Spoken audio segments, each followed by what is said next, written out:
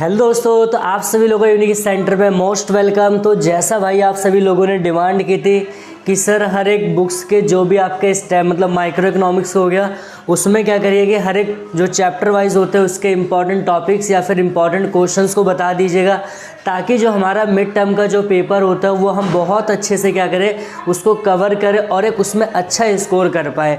तो मैंने कहा था चलो कोई दिक्कत नहीं यार, आज की जो मतलब आप लोगों की जो डिमांड थी उस डिमांड पे मैंने क्या कर दिया था, लगभग जो आपका माइक्रो इकोनॉमिक्स से जो उसमें 7 चैप्टर आ रहे थे आपका फर्स्ट चैप्टर से लेके 7 चैप्टर में, तो वहाँ तक मैंने आपको कंप्लीट करवा दिया था। बात समझ यहाँ तक। तो अब फिर बच्चों की डिमांड आ रही है कि सर आपने वो कंप्लीट करवा दिया तो फिर स्टैट्स का भी कौन करवाएगा। तो मैंने कहा यार चलो कोई दिक्कत नहीं है, स्टैट्स का भी करवा देंगे, क्या दिक्कत है। अब बस आप लोग डिमांड करिए, आप लोग वीडियो को देखो, आप लोग अपना मतलब अच्छे से पढ़िए, ठीक, अपनी तैयारी कीजिए, ठीक है। बाकी कंटेंट के ऊपर वो चीज़ें हमारे पे छोड़ दीजिए।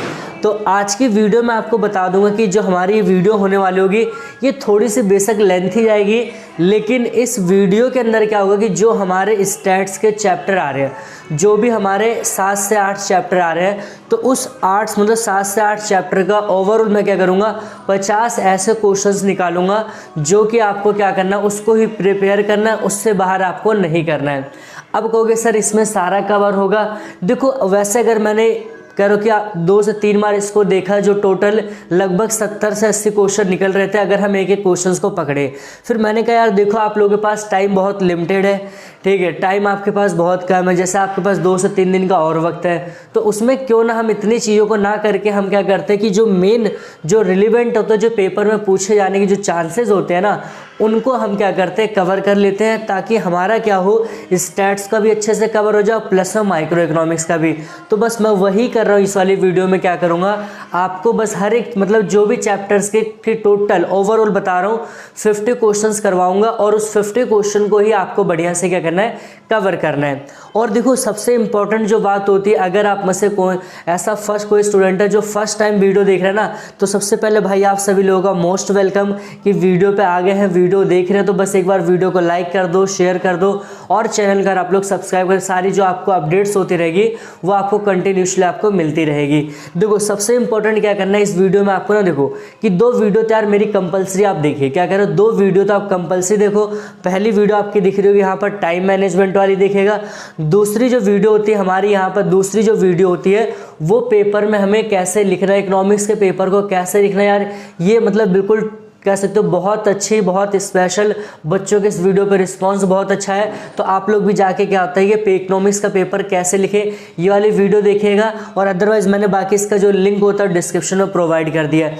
तो अब हम स्टार्ट करते हैं कि जो हमारा स्टैट्स का यहाँ पर कह रहे हैं कि टॉप क्वेश्चंस इन स्टैटिस्टिक, ठीक है, कि जो स्टैट्स में क्या होता है कि जो टॉप क्वेश्चंस होते हैं उसको कवर करते हैं, कितने क्वेश्चन है कौन कौन सा हमें पढ़ना है। तो पहले अगर हम बात करते हैं, देखो स्टार्टिंग का हमारा जो फर्स्ट क्वेश्चन होता है वो क्या है, अर्थशास्त्र का जनक किसे कहा जाता है। आपका 1 नंबर का MC क्वेश्चन मतलब फादर ऑफ इकोनॉमिक्स कौन होता है। आप लोग कमेंट सेक्शन में मतलब कमेंट करके बताइए कि किसको इसका आंसर पता है, ठीक, कमेंट सेक्शन में करिए कि इसका आंसर किसको पता है, ठीक है।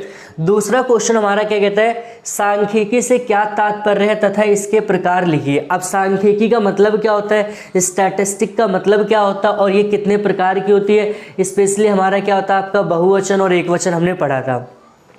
और सबसे इंपॉर्टेंट क्वेश्चन देखो ये तो आपका 1 नंबर का रहेगा, यहाँ से आपका ये 3 नंबर का, क्योंकि डेफिनेशन प्लस में दोनों डिफाइन करना होगा। और 3 नंबर के लिए सबसे इंपॉर्टेंट जो क्वेश्चन है आपका जिसे कहेंगे सांख्यिकी की विशेषताएं बताइए। मोस्ट इंपॉर्टेंट क्वेश्चन है भाई, इसको बहुत अच्छे से प्रैक्टिस करना है, ठीक है।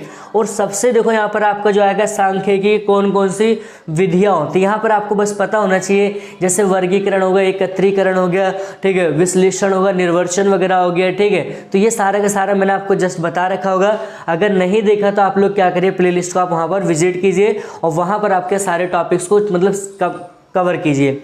और देखो सबसे स्पेशल जो क्वेश्चन आता है 3 नंबर का रहेगा, फिक्स एक क्वेश्चन छपा हुआ पेपर में, क्या कह रहा है, सांख्यिकी की सीमाएं लिखे, सांख्यिकी की लिमिटेशंस क्या होती है, ऐसी कौन कौन सी कमियां जो सांख्यिकी के अंदर देखी जाती है। ठीक है। और फिर देखो छठा क्वेश्चन हमारा क्या कहता है कि अर्थशास्त्र में सांख्यिकी का महत्व। ये देखो ये क्वेश्चन कई बार पेपर में आया, बच्चों की कंफ्यूजन क्रिएट करता है। चाहे अगर आपसे पेपर में महत्व का पूछे या चाहे आपसे क्या पूछे, कार्य पूछे, तो आंसर आपको बिल्कुल क्या देना, सेम रहेगा। दोनों का आंसर क्या रहेगा यहाँ पर पॉइंट्स में सेम रहेंगे। ये मैंने आपको पूरा का पूरा डिटेल में कवर करवा रखा है। उसके बाद बात करते हैं हमारा जो क्वेश्चन 7 क्या कह रहे हैं, कह रहे हैं कि प्राथमिक स्रोत। अब देखो ये चैप्टर के जो आपका ना सेकंड चैप्टर के क्वेश्चन यहाँ से स्टार्ट हो रहे हैं, ठीक है। ये फर्स्ट के थे, बस इसमें कवर करना है। मैं कह रहा हूँ मोस्ट इंपॉर्टेंट जो टॉपिक्स है, क्वेश्चन है, उन्हीं को मैंने उठाया है और फालतू जो अननेसेसरी चीज़ होती है उसको मैंने नहीं रखा है यहाँ पर। कह रहा प्राथमिक स्रोत क्या होता है, द्वितीय स्रोत क्या होता है, इसकी परिभाषा वगैरह देना है। ये आपको 2 नंबर के लिए प्रिपेयर कर लेना है, एमसीक्यू वगैरह में आपका पेपर में बनेगा। और सबसे beautiful question, most important question अगर हम बात करेंगे, कह रहे हैं कि प्राथमिक आंकड़े एवं द्वितीय आंकड़ों में अंतर स्पष्ट कीजिए। बॉक्स वाला भाई जाके बिल्कुल वीडियो अभी देखो, वीडियो के लिए यहाँ छोड़ो, फटाफट इस क्वेश्चन में जाके देख लो। ये 4 नंबर के लिए आपका फिक्स क्वेश्चन छपा हुआ पेपर में, समझ में आ रहा है, ठीक है। उसके बाद देखो अगला हमारा कह रहे हैं यहाँ पर इसी से रिलेटेड कि जो प्राथमिक आंकड़े होते हैं और जो द्वितीय आंकड़े होते हैं उसके गुण और अवगुण आपको कवर करना है, ठीक है। दोनों के क्या क्या गुण होते हैं, 2-2 3-3 पॉइंट्स पढ़ लोगे, आराम से कवर हो जाएगा, ठीक है। और फिर उसके बाद देखो कह रहे हैं कि आंकड़ों के 10वां क्वेश्चन क्या कह रहा है, आंकड़ों के संकलन की विधियां बता रहे हैं, ठीक है। अब देखो आंकड़ों के संकलन की वैसे यहाँ पर 3 से 4 विधि होती है, जैसे प्रत्यक्ष मौखिक अनुसंधान विधि हो गया, अप्रत्यक्ष मौखिक अनुसंधान विधि हो गया, स्थानीय स्रोत विधि हो गया, फिर प्रश्नावली। लेकिन मैंने आपसे यहाँ पर क्या कहा, उनको एक बार बस जस्ट आप एक रीड आउट मार लोगे, उतना इनफ है। बाकी उनके गुण अवगुण, लेकिन उसमें से भी क्या होता है, आपको 2 विधि को बहुत अच्छे से कवर करना है, डाक विधि और दूसरी क्या, गणित विधि। इनकी आप लोग परिभाषा को कवर करोगे, प्लस इसके गुण और इसके अवगुण को। गणक विधि क्या होती है, इसकी परिभाषा, इसके गुण और इसके अवगुण को।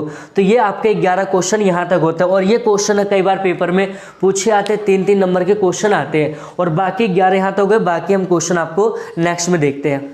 तो जैसा कि हमने 11 क्वेश्चंस को देख लिया था, अब हम बात करते हैं 11 से जो आगे के जो क्वेश्चंस होते हैं, हाँ, कौन कौन से होते हैं और कितने इंपॉर्टेंट होते हैं। तो 11 जो हमारा 12वां क्वेश्चन होता है वो क्या कहता है, देखो कह रहा है कि द्वितीय आंकड़ों के संकलन, ठीक है। लास्ट टाइम मतलब अभी जो 2023 के पेपर हुए थे, जो 2023 का सेशन गया था ना, उसमें ये क्वेश्चन आया था, 3 नंबर का आया था। क्या आया था क्वेश्चन नॉर्मली, कि द्वितीय आंकड़ों के द्वितीय आंकड़ों के संकलन के प्रकाशित एवं अप्रकाशित स्रोतों को समझाओ। मतलब कि जो द्वितीय आंकड़े होते हैं, जो सेकंड डाटा होता है हमारा, तो उसमें क्या प्रकाशित स्रोत से आपसे पूछ सकता है या फिर अप्रकाशित स्रोत को आपको पूछा है कि अप्रकाशित में किन किन चीज़ों को शामिल किया जाता है, प्रकाशित में क्या क्या चीज़ें आती है, ठीक है। इस क्वेश्चंस को आप क्या करो, बहुत अच्छे से आपको तैयार करना है। इंपॉर्टेंट क्वेश्चन ये आपका 3 नंबर में आने के चांसेज है। उसके बाद देखो भाई चैप्टर का सबसे जो इम्पॉर्टेंट क्वेश्चन और मेरा ऑलमोस्ट का सबसे फेवरेट जो क्वेश्चन होता है, वो जनगणना विधि और प्रतिदर्श विधि में आपको अंतर करना है। ये क्वेश्चन लूट लेना भाई, बॉक्स में मैंने बहुत अच्छे से करवा रखा है, जाके आप वहाँ पर चेकआउट कीजिएगा। और देखो आप लोग हमेशा एक चीज़ मिस कर जाते हो ना, आप लोग वीडियो को मतलब देख लेते हो, देख के चले आते हो। भाई इतना तो कर दिया करो यार कि वीडियो को लाइक कर दो, शेयर कर दो और चैनल को आप लोग सब्सक्राइब कर दीजिए। इतना तो आप लोग कर ही सकते हो, ठीक है। बाकी जो भी चीज़ें हो रही है, देखो आपको हर एक चीज़ जो भी आपकी डिमांड है, सारी की सारी चीज़ें मैंने आपको दिया कि पेपर में लिखना कैसे है, इंपॉर्टेंट क्वेश्चंस कैसे करना है, पेपर में टाइम मैनेजमेंट कैसे करें, सारी की सारी वीडियो मैंने ऑलरेडी बना दी है, ठीक है। और फिर देखो जनगणना विधि से जो आपका अगला टॉपिक रहेगा, जनगणना विधि के आपके बताना है गुण और उसके अवगुण। मतलब जो जनगणना विधि होती है वो और जो प्रतिदर्श विधि, उनके गुण पढ़ लेना और प्लस में उनके अवगुण। ये 3 नंबर का क्वेश्चन आपका रहेगा, ठीक है। आपसे कोई भी एक पॉइंट दे सकता है कि जनगणना विधि के गुण बताओ या 2 अवगुण बताओ, ठीक है। वो आपको मिक्स करके क्वेश्चन पूछा सकता है, ये भी इंपॉर्टेंट क्वेश्चन है। और देखो क्वेश्चन नंबर हमारा 15वां क्या कहता है, प्रतिदर्श की विधियों को बता रहा है, ठीक, परिभाषा देना। इसको एक बार ना आप बस एक बार क्या करो, आप जो बुक होगी आपके पास सभी के पास, ठीक है, जो भी आपके पास मटेरियल है ना, या फिर ऑनलाइन वगैरह जहाँ भी, या फिर आप जाके वीडियो भी चेक करोगे, मैंने पढ़ा रखा है।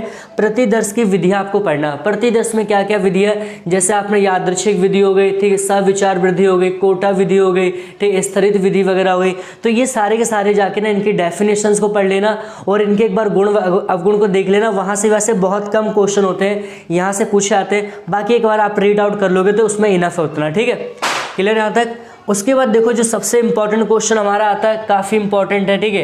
क्या कह रहा है, वर्गीकरण से क्या अभिप्राय। पेपर में कई बार पूछा गया है कि वर्गीकरण का क्या मतलब होता है तथा इसके उद्देश्य लिखिए। अब जो आपका क्वेश्चन अगर 4 नंबर में बन सकता है कि वर्गीकरण का मतलब क्या होता है, और दूसरा कि वर्गीकरण जो हम करते हैं उसका क्या उद्देश्य होता है, उसका क्या पर्पज, ऑब्जेक्टिव्स क्या होते हैं, ठीक है। तो ये हमारे क्या होते हैं यहाँ पर 16 क्वेश्चन यहाँ तक। अब हम बात करते हैं कि जो 17वां क्वेश्चन में आपको देखो क्या कह रहे हैं कि आंकड़ों का वर्गीकरण किस आधार पर किया जाता है समझाइए। ये क्वेश्चन कई बार पेपर में पूछा गया, बच्चों के साथ कंफ्यूजन होती है, समझ नहीं पाते इसमें लिखना क्या होता है। देखो आंकड़ों का जो वर्गीकरण होता है ना, उसमें हमें क्या करना होता है, जैसे आपको मैंने पढ़ा रखा होगा समयानुसार वर्गीकरण हो गया, ठीक है, मात्रात्मक वर्गीकरण हो गया, तो ये सारे के सारे जो टॉपिक, आप भौगोलिक वर्गीकरण हो गया, तो ये जो सारे के सारे टॉपिक मैंने पढ़ा रखे वो आंसर इसके यहाँ पर आएंगे। क्योंकि सर ये कहाँ पर मिलेगा हमें आंसर, या तो देखो भाई आप क्या करो, या तो जाके आपके पास जो भी मटेरियल है, ठीक है, जो भी आपके नोट्स वगैरह वहाँ से अगर आपने चैप्टर पढ़े होंगे, नोट्स बनाएंगे, उसको रिवाइज मार दो। अदरवाइज आपको वीडियो के थ्रू करना तो जाके मेरी प्लेलिस्ट में चेक करिए, प्रॉपर मैंने आपको वहाँ पर सारे के सारे टॉपिक्स को बहुत अच्छे से कवर करवा रखे, ठीक है। और ये देखो कई नंबर, 1 नंबर का क्वेश्चन आपका पूछा जाता है यहाँ पर, चर क्या अवधारणा, चर से क्या अभिप्राय, इसकी डेफिनेशंस को आपको याद करना है, चर किसे कहते हैं। और जो क्वेश्चन नंबर हमारा 19वां होता है, ये भी आपसे पूछा गया डेफिनेशन के तौर पर, 2 नंबर का रहेगा कि विविक्त या फिर खंडित, 2 नाम होते हैं, एक आपका खंडित चर और दूसरा क्या विविक्त चर होता है, जिसे अखंडित या सतत कहते हैं, ठीक है। इसकी आपको परिभाषा आपको क्या करनी पड़ेगी, याद करनी पड़ेगी, इतना आप लोग करोगे, ठीक है। और फिर उसके बाद देखो जो 20वां क्वेश्चन हमारा कह रहा है कि शुद्ध आंकड़े किसे कहते हैं, आपको शुद्ध आंकड़े के परिभाषा देनी है, शुद्ध आंकड़े का क्या मतलब होता है, समझ में आ रहा है यहाँ तक, ये हो जाएगा। फिर उसके बाद देखो कह रहे हैं यहाँ पर दूसरा जो हमारा 21वां क्वेश्चन कह रहा है कि श्रृंखला से क्या अभिप्राय है और इसके प्रकार लिखे। अब इसमें प्रकार में जब आप बताओगे ना, तो प्रकार में अगर हम बात करते हैं यहाँ पर, मैं आपको साइड में इसको एक बार स्क्रीनशॉट आप लोग ले लो फटाफट, ठीक है। उसके बाद मैं बता दूँ प्रकार में क्या क्या आपको पढ़ना है, ठीक है। देखो जो प्रकार में आपको श्रृंखला यहाँ पर पढ़नी पड़ेगी, तो पहले आपको पढ़नी पड़ेगी यहाँ पर, ठीक है। जैसे मान लो अखंडित में भी आता है, बहुत सारे होते हैं, ठीक है। तो मेन मैं आपको बता दे रहा हूँ, वैसे देखो आपको ये प्रकार देखो ना, तो व्यक्तिगत होता है, खंडित होता है, ठीक है, और अखंडित होता है। लेकिन मैं मेन बता दूँ आपको इंपॉर्टेंट, तो आपको यहाँ पर अपवर्जी श्रृंखला पढ़नी है, ठीक है। दूसरा आपको यहाँ पर पढ़ना होगा समावेशी, पढ़ लेना आप लोग इसकी, ठीक है। तीसरा हमारे को पढ़ना है खुले सिरे वाली श्रृंखला, ये पढ़ोगे। और चौथा जो आपको पढ़ना है यहाँ पर मध्य मूल्य वाली श्रृंखला, ठीक है, मध्य मूल्य वाली, ठीक है, वाली श्रृंखला ये। और 5वां जो आपको पढ़ना है यहाँ पर संचयी आवृत्ति पढ़ना है, क्या पढ़ना है, संचयी आवृत्ति, ठीक है, ये आपको पढ़ना है, जिसमें CF वगैरह सेकम वगैरह। तो इन 5 के 5 टॉपिक को ना आपको बढ़िया से इसकी डेफिनेशंस को याद कर लोगे तो इसमें आपका इनफ हो जाएगा इतना, ठीक है। तो ये क्या होता है हमारे यहाँ तक क्या होता है, 21 क्वेश्चन कवर होते हैं। और हम आगे के जो बचे क्वेश्चन उसको हम नेक्स्ट देखते हैं कि आगे हमें और कौन से क्वेश्चन को पढ़ना है। 21 क्वेश्चन को कवर कर लिया था, तो अब हम देखते हैं उसके आगे के जो क्वेश्चन होते हैं। देखो यार हमेशा क्या होता है ना, ठीक, आप लोग भी क्या होता है, बस अब यही जो आपके वक्त है 2 से 3 दिन का ना, इतनी मेहनत करो यार, इतना अपने आप को रगड़ो ना कि आपका जो पेपर हो मिड टर्म का ना, चाहे इकोनॉमिक्स का हो, चाहे पॉलिटिकल साइंस का हो, चाहे हिस्ट्री का हो, चाहे अकाउंट्स का, चाहे मतलब कोई भी सब्जेक्ट का हो ना, उसमें एक बहुत अच्छा स्कोर कर दो, ठीक है। बस आप लोग क्या करो, पूरी शिद्दत से, पूरी ईमानदारी के साथ क्या करो, आप लोग क्या होता है अपने एग्जाम को लेके क्या बहुत अच्छे से तैयारी करिएगा। तो अब यहाँ पर देखो हमारा क्वेश्चन 22वां क्या कहता है, क्या कह रहा है, पाठ्य प्रस्तुतिकरण किसे कहते हैं, इसकी डेफिनेशंस को क्लियर करना है। क्योंकि सर यहाँ से भी पूछा जाता है, इतना क्या, इतने बेसिक से भाई पूछा जाता है, क्योंकि अब का जो हुआ है क्या है ना, मतलब ये 2023 से जो लोग कोविड के बाद से ना, कि जो एग्जाम का जो पैटर्न होता है ना, उसको पूरी तरह से क्या चेंज कर दिया गया था। तो ये जो टॉपिक आपको बता रहा हूँ परिभाषा वाले, ये आपके जो आते हैं अभिकथन और कारण वाले जो क्वेश्चंस होते हैं, या फिर जो MCQ होते हैं, वहाँ से इनको क्या होता है घुमा के पूछा जाएगा। तो इसकी डेफिनेशन आपको एग्जैक्ट पता होना चाहिए। और कभी कभी ऐसा होता है कि हमें एग्जैक्ट डेफिनेशन पता होता है, वही हमसे डेफिनेशन पूछता है कि हमें बताओ कौन सा करेक्ट है यहाँ पर, ठीक। इसीलिए आप लोगों को मैं बता रहा हूँ, आप लोग बिल्कुल इस चीज़ का बेफिक्र है यार, आपको यहाँ पर कोई गलत चीज़ नहीं बताऊंगा, कोई गलत कंटेंट नहीं दूंगा, रिलेवेंट दूंगा, एग्जाम के पॉइंट ऑफ व्यू से दूंगा जो आया है पेपर में, ठीक है। क्वेश्चन देखो 23वां क्या कह रहे हैं, सारणीय प्रस्तुतिकरण का क्या अर्थ होता है। जैसे यहाँ पर पाठ्य प्रस्तुतिकरण होता है, वैसे सारणीय। अब सारणीय मैंने आपको पढ़ा रखा था कि जब हमारे पास कोई आंकड़ा होता है उसको हम क्या करते हैं, अलग अलग क्या होता है स्तंभों और पंक्तियों की सहायता से उसको प्रस्तुत करते हैं, तो उसी को हम यहाँ पर क्या कहते हैं, सारणीय प्रस्तुतिकरण। क्या कहते हैं, सारणीय प्रस्तुतिकरण। क्लियर यहाँ तक। उसके बाद देखो आपसे सबसे इंपॉर्टेंट क्वेश्चन, दोनों 1-1 नंबर के रहेंगे, और जो सबसे इंपॉर्टेंट क्वेश्चन आता है ये 6 नंबर में आपका आने के चांसेस है। एक सारणी के महत्वपूर्ण भागों को समझाइए। बहुत अच्छे से इसको आपको प्रिपेयर करना है, इसको प्रैक्टिस करनी है, जो कि मैंने आपको डिटेल में करवा रखा है। बात सुनिए यहाँ तक। तो अब यहाँ पर महत्वपूर्ण भाग में जैसे आपने देखा होगा कि शीर्षक होता है, उपशीर्षक होता है, फिर पंक्ति शीर्षक होता है, पंक्ति उपशीर्षक होता है, फिर मैंने आपको पढ़ा रखा है उसमें जैसे आपका क्या टिप्पणी हो गई, क्लेवर वगैरह, ये सारे पॉइंट इसके आंसर। इन पॉइंटों को आपको दिमाग में सारे के सारे रिकॉल करना है।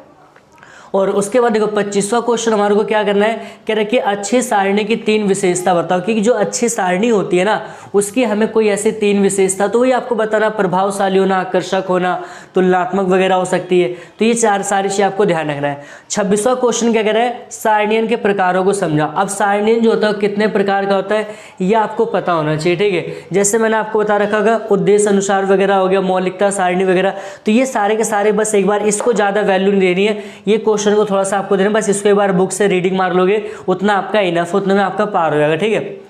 और फिर देखो क्वेश्चन नंबर 27 क्या कहते हैं, वर्गीकरण और सारणी। मोस्ट इंपॉर्टेंट क्वेश्चन भाई 4 नंबर के लिए, कितने 4 मार्क्स के लिए इसको तैयार कर लो। आप मानोगे नहीं, जिस दिन मैंने जब एग्जाम दिया था ना, तो उस टाइम में मेरे से क्वेश्चन पूछा गया था पेपर में, ठीक है, उस टाइम का क्वेश्चन। और उसके बाद से कई साल ये क्वेश्चन लगातार आए पेपर में कि वर्गीकरण और सारणी में क्या अंतर होता है। डायरेक्ट आपसे 3 से 4 नंबर में बॉक्स बना के आपको आंसर इसको लिखना है, और मैंने आपको वीडियो में प्रॉपर करवा रखा, आप चेकआउट आप लोग कर सकते हो। और ये देखो, अगर आपको वीडियो अच्छी लगती है ना, तो वीडियो को एक बार लाइक कर दो, शेयर कर दो, और चैनल को आप लोग क्या करो, इतना ज़्यादा सब्सक्राइब कर दीजिए ना कि हमें यार और मोटिवेशन मिले, फिर हम आप लोगों के लिए क्या ना, और बाकी जो सब्जेक्ट्स होते हैं ना, उसके लिए भी आपके लिए क्या बेहतर से बेहतर क्या करें, काम कर पाए।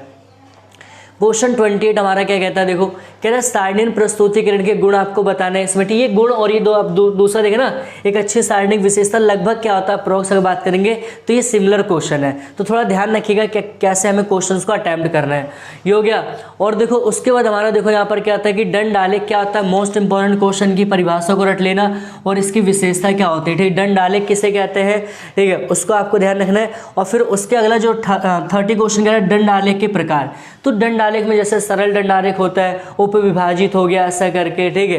तो ये सारे मैंने आपको क्षैतिज वगैरह पढ़ा रखे होंगे, तो इन सारे टाइप्स को एक बार जाके इनका डायग्राम क्या करना, बस एक बार क्या करना आपको, बस एक बार फटाफट क्या रिवीजन मार देना, बुक वगैरह में से जो भी नोट्स बनाए होंगे उनके डायग्राम को एक बार ऑब्जर्व कर लेना कि है क्या, क्योंकि अब आपके पास क्या यथा समय नहीं है, सारा समय निकल गया। बस अब जितना आपने पढ़ लिया है उसको बार बार आप लोग क्या करो, रिवाइज करो एग्जाम से पहले। इसके अलावा कोशिश करिए कि आप लोग कोई नया कंटेंट मत पढ़िए, नए टॉपिक्स को मतलब जितना आपका हो गया वो करो।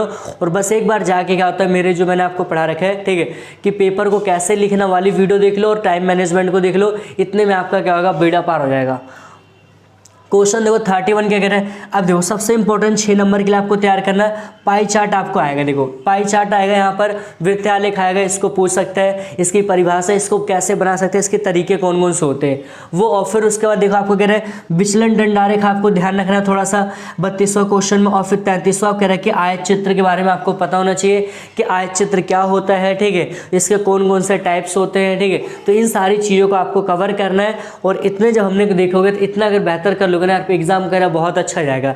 अभी भी जो भी आपके मान लो जो फेस्टिवल है दशहरा वगैरह का, इसको सेलिब्रेट वगैरह करने के बाद क्या करिए आप लोग, अपना जो भी संडे मिलेगा ना, संडे बहुत अच्छे से प्रैक्टिस करिए, रिवीजन करें, ये करते हैं। बाकी हम 33 के आगे क्वेश्चन देखते हैं कि और कौन कौन से क्वेश्चन हमारे पास होते हैं। तो जैसा कि हमने 33 क्वेश्चंस को देख लिया था, अब उसके बाद हम यहाँ पर देखते हैं आगे के। तो हमारे यहाँ पर क्या कहते हैं 34वां क्वेश्चन, बहुभुज किसे कहते हैं। ये देखो जो आपका रहेगा ना, यहाँ से एमसीक्यू क्वेश्चन आपके चांसेस रहेंगे, या फिर आपसे डेफिनेशन पूछा जाएगा, तो इसको आपको थोड़ा सा आपको तैयार करना है। और यार देखो बार बार मैं आप लोगों से कह रहा हूँ कि अगर आपने अभी भी मतलब जो हमारे टाइम मैनेजमेंट वाली, और प्लस में हमारे जो होते हैं यहाँ पर क्या नाम है कि आंसर्स को कैसे लिखना पेपर में, इकोनॉमिक्स का पेपर को कैसे अटैम्प्ट करना ना, यार आप लोग बिना देखे उसको मत जाना, बहुत नुकसान होगा। तो सबसे पहले क्या करो, या तो डिस्क्रिप्शन में चेक कर लो, या तो आपको वहाँ पर या जो साइड में आपको दिख रहा होगा, ठीक है, यहाँ पर आप इस वीडियो को जाके यहाँ पर प्लेलिस्ट से चेकआउट कर सकते हो। उस वीडियो को कंपलसरी आप लोग देख के आना, आपको एक क्लैरिटी हो जाएगी भाई हम इक्को का पेपर लिखते कैसे हैं। और 35वां देखो क्वेश्चन हमें क्या कह रहा है, औजाइव क्या होता है या तोरण वक्र को समझाइए, ठीक है। औजाइव क्या होता है या तोरण वक्र वगैरह क्या होता है, इनका ये जो क्वेश्चन आपका रहेगा फिक्स भाई 6 नंबर के लिए, इसको बिल्कुल ठीक है ध्यान रखना, आपसे पूछा जा सकता है, बड़े क्वेश्चन बड़े मार्क्स के लिए आपका तैयार रहेगा क्वेश्चन। और उसके बाद देखो यहाँ पर ज़्यादा वैसे मतलब कह सकते हैं कि 2-3 नंबर के क्वेश्चन क्या रहेंगे, ग्राफ की रचना के दौरान, ठीक है ना, ग्राफ की रचना के कौन कौन से नियम होते हैं, कि जो ग्राफ होता है, ग्राफ जो हम बनाते हैं उसकी रचना के कौन कौन से नियम होते हैं, आपको उसको एक बार रीड आउट करना पड़ेगा। नहीं किया है तो प्लेलिस्ट में चेक करिए, वहाँ पर मैंने सारे के सारे टॉपिक्स को करा रखे हैं। और फिर उसके बाद देखो कह रहे हैं कि एक चर वाले तथा 2 चर वाले ग्राफ की परिभाषा दीजिए, कि एक चर का मतलब क्या होता है और दूसरा हमारा यहाँ पर क्या कह रहे हैं कि 2 चर का हमारा क्या मतलब होता है, इसको आपको परिभाषा आपको इसको तैयार करना है। कह रहे 38 क्वेश्चन हमारे को क्या देखना है, चित्र या फिर ग्राफिक प्रस्तुतिकरण के लाभ लिखो, ठीक है, इसका हमारा क्या लाभ होता है, इसके क्या फ़ायदे होते हैं आपको बताना पड़ेगा। और उसके बाद हमारा जो आता है यहाँ पर 39 जो हम देखेंगे, कह रहा है कि ग्राफिक प्रस्तुतिकरण की सीमाएं लिखो, कि अगर हम मान लो कोई भी चीज़ है, कोई भी कॉम्प्लेक्स डेटा हो गया, किसी प्रकार का कोई भी आंकड़ा हो गया, ठीक है, तो उसको हम क्या कहते हैं, ठीक, उसके क्या क्या हमारे लिमिटेशंस होंगी, उसकी क्या क्या सीमाएँ होंगी, हमें देखना है, ठीक है। और जो क्वेश्चन हमारा देखो यहाँ पर क्या होता है क्वेश्चन हमारा 40 क्या कहते हैं कि आयत चित्र और आवृत्ति बहुभुज में क्या अंतर है, आपको दोनों के बीच में डिफरेंस क्लियर होना चाहिए। पेपर में पूछा जा सकता है 2 से 3 नंबर में कि इनके बीच में क्या क्या डिफरेंस होते हैं, अभिकथन से क्वेश्चन बना देगा, ध्यान रखना आप लोग इसको। और उसके बाद देखो यहाँ पर हमारा कह रहा है कि अगला जो क्वेश्चन है, आयत चित्र और दंड आलेख में क्या अंतर होता है, इसको भी आपको थोड़ा फिंगर टिप्स पे रखना है। और जो 42 होता है वो क्या कह रहा है कि आयत चित्र बनाने की प्रक्रिया का वर्णन की, ये मोस्ट इंपॉर्टेंट है, लास्ट टाइम में पेपर में पूछा गया था कि आयत चित्र बनाने के क्या क्या स्टेप्स होते हैं, क्या क्या प्रोसेस होती है, ठीक है। सेम यहाँ पर कह रहे हैं कि आवृत्ति बहुभुज और यहाँ पर आवृत्ति वक्र में क्या अंतर होता है, इसको थोड़ा सा आपको ध्यान रखना है। और जो हमारा क्वेश्चन यहाँ पर 44 होता है, ये कई बार पूछा गया समग्र भाग या फिर प्रतिदर्श में क्या अंतर होता है। तो समग्र का मतलब आप सिंपल से यहाँ पर कह सकते हो जनगणना, बस आपको शब्दों के साथ आपसे खेला जाएगा, ठीक है। और फिर उसके बाद कह रहा है कि प्रतिदर्श पूछ रहा है और समष्टि के 2-2 उदाहरण आपको देना है, कि जनगणना विधि वगैरह जो होती है और प्रतिदर्श वगैरह के 2-2 उदाहरण। अब आप लोगों को डाउट सर, अगर सर आपने तो 50 क्वेश्चन कहा था, भाई बहुत मैंने कोशिश की कि निकालूं, लेकिन होता क्या था कि 45 क्वेश्चन से ज़्यादा क्या थे नहीं आए थे, ठीक है। तो इतने ही क्वेश्चन होता, बाकी जो मैंने बोला था यार उसके लिए तो थोड़ा आप लोग क्या कह सकते हो, ठीक है, नहीं हो पाया था। बाकी कोई दिक्कत नहीं यार, आप लोग बस इतना 45 क्वेश्चंस भी क्या करो, स्टैट्स को कवर कर लोगे ना, इससे क्या होगा, इससे बाहर एक भी टॉपिक आपका नहीं पूछा जाएगा। तो यार देखो, आप लोग हमेशा एक चीज़ हमेशा मिस कर जाते हो, आप लोग वीडियो को लाइक नहीं करते हो, शेयर नहीं करते हो और चैनल को सब्सक्राइब नहीं करते हो। तो सबसे पहले यार आप लोग भी हमें सपोर्ट करिए। वीडियो कैसे करोगे, लाइक करो, वीडियो को शेयर करो, कमेंट्स करो, कोई डाउट्स होता है, और चैनल को सब्सक्राइब करो, इससे हमें भी मोटिवेशन मिलता है, ताकि जो आपका क्या हो देखो अभी, और इसके अलावा देखो जो हमारा भी फाइनल टर्म तो रहेगा, उसके लिए तो हमें कंटेंट को बहुत ज़्यादा तैयार करना है ना, तो उसके लिए तो आप कर सकते हो कि हाँ भाई चलो हम उनको भी, सर को भी सपोर्ट करते हैं, ठीक है, शेयर वगैरह करके, ठीक है। तो अब यहाँ पर देखो ये हमारा क्या होता है, जो भी, ठीक है, जो भी कह सकते हैं 45 क्वेश्चन जो मैंने आपको पढ़ाए हैं, इसको बहुत अच्छे से कवर कर लेना, स्टैट्स में बस इतना करना है, और इससे आपको आगे अलावा कोई क्वेश्चन पढ़ने की बिल्कुल भी आवश्यकता नहीं है। और बस जो भी आपके पास 2 से 3 दिन का आपका वक्त बचा हुआ ना, इस वक्त को यार ऐसा मतलब इस तरह से 8-8, 10-10 घंटे इस तरह से पढ़िए, ताकि आपके सारे के सारे जो टॉपिक्स होंगे ना वो पूरी तरह से कवर हो जाएंगे। बाकी सपोर्ट के लिए हम खड़े हुए हैं, हम यहाँ पर हैं। आपके कोई डाउट्स होते हैं आप लोग कमेंट सेक्शन क्या करिए, वहाँ पर उसका यूज़ करिए, बताइए कोई डाउट्स होता है किसी चीज़ को लेकर, ठीक है। तो मिलते हैं नेक्स्ट वीडियो में। Thanks for watching this video.